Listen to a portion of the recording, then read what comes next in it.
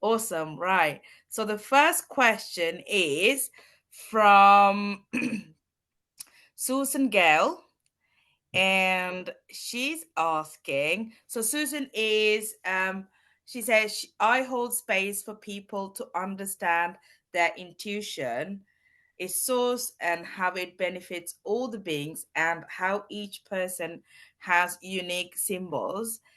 The students decided to call me a spiritual energy mentor. But because intuition flows better when there are no worries, fears, or doubts, we often get into some deeply personal issues in the practice of creating a clear space.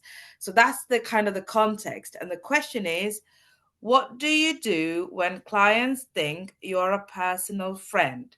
In my work, I hear their deeply personal stories and see myself as a professional friend because I am trusted that way. Oh, wow. Okay. So, right. So you do a kind of work that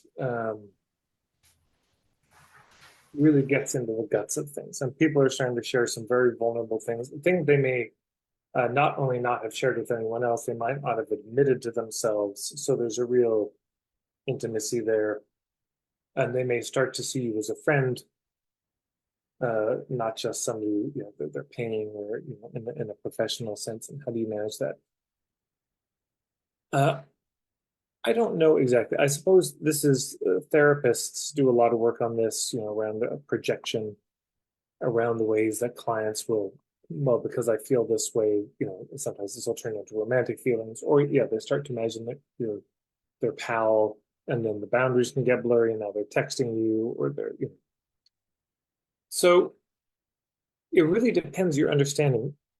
Different people have different understandings, and I think you just have to find the relationship, the nature of the relationship that feels right for you. Dina Metzger, in her book Entering the Ghost River, contrasts Western and indigenous approaches to healing, so speaking very broadly. And she points out that this notion of a professionalized relationship is a very Western understanding, that that's not always the case. And whatever works for you, to me, at the end of the day, the trouble is not that we become friends, um, or that we don't. The problem is that we pick a model that doesn't work for us, or that we promise one and then we say, oh, I'm definitely your friend, and then they stop paying you and then you vanish from their life. So it's just important that the agreement is clear, not what the agreement is. Now, in that question, I'm hearing specifically, I don't want to be their pal. I want to be hired as a mentor. So to me, what feels important with that is that's a part of the onboarding.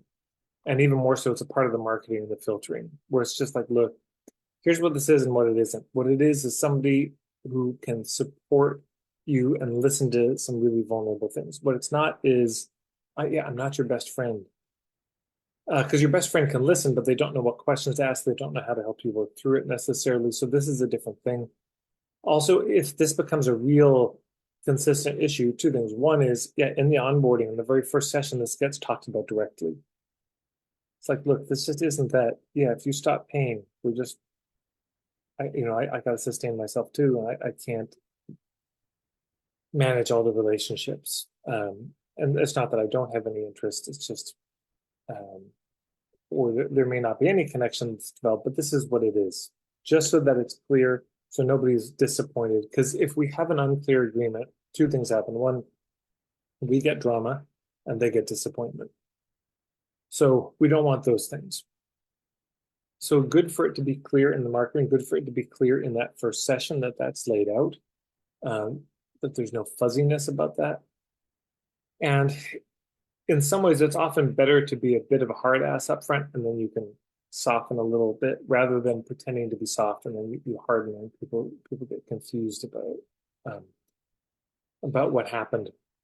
Also, if you find that people are looking at you as a friend often, there may be other things going on than just they're sharing vulnerable things. Because I don't think every therapist or every helper gets that response. So there may be a way that, on your end, you're being fuzzy in the messages you're giving, that you're giving the impression in certain things you say or don't say, do or don't do, that give the impression that you are indeed a friend, not just somebody they're hiring. So it's worth looking at our part of the bargain beyond just the agreement, but our manner of being with them, what message it sends. And then, if it still happens, you do the clear agreement, you work with them in a way that feels really aligned and you're very clear, and they're still treating you like a friend, then there's the opportunity for a boundary. Just say, hey, I just have to be clear. You can't be texting me or calling me at 3 a.m. or, here's what the boundaries are. And then that probably needs to be looped back into the filtering, in step one. Just so they're clear, here's what's allowed and what's not allowed. Here are the parameters of this relationship. Here's how long I promise to get back to you. I promise it won't be more than 24 hours, or it won't be more than 48 hours, or it could take a month, or I'll see you at the appointments and that's it. But I don't really respond in between. And for other things, you talk to my assistant. So, anyways, those would be my thoughts on that. Thank you, Ted. Thank you. And I think, yeah, thank you.